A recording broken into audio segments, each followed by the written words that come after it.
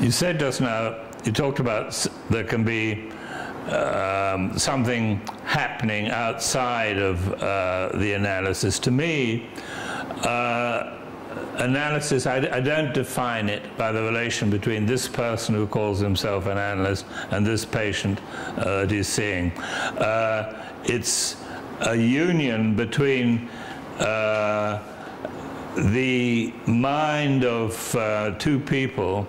One of them might be dead, but if he's written and expressed himself either in writing or painting or poetry, there's a connection there. And to me, analysis is not necessarily only from the analyst, and there can even be occasions where the analytical process is activated not by the analyst, and it may even be that someone would need to, that the analyst would need to be contradicted, actually. So what I'm trying to get at is analysis is the process by which there is an interpenetration and interaction between one person and another, between the sort of essential minds of those two. Where those two are, or the situation, can be varied. And going back to your notion of an invariant, I mean, there are many, many forms of which this is just one. And I'm sure you know yourself that you might have been to a lecture or been taught at university by someone who's absolutely opened up, and one has a new understanding of oneself and the world from what someone has said or someone has engaged you with. So I just want to correct that's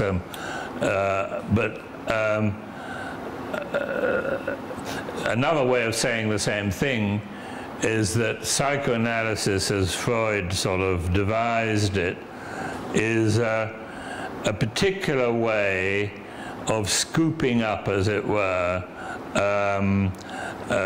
the type of interactions that occur between people in the human community. And it's a particular type of way of trying to concentrate on a particular aspect of it. In part, I might be able to say, or have the courage to say, that in the postgraduate program, actually, reading what Bion thought might facilitate some kind of interaction, of interpenetrating. Oh, absolutely. I couldn't agree with you more. Yes.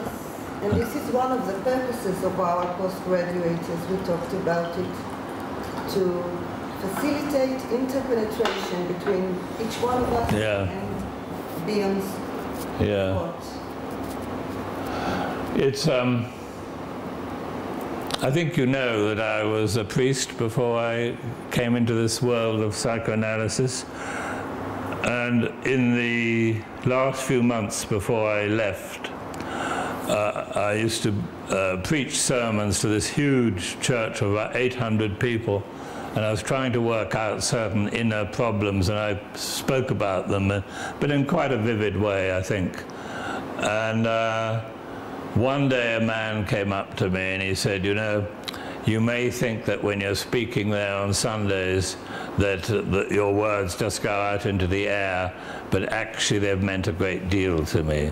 And so I've always thought, thinking of your course, if there are 100 people on the course, if one person derives a new understanding and insight, be happy with that. Yes, I will be happy.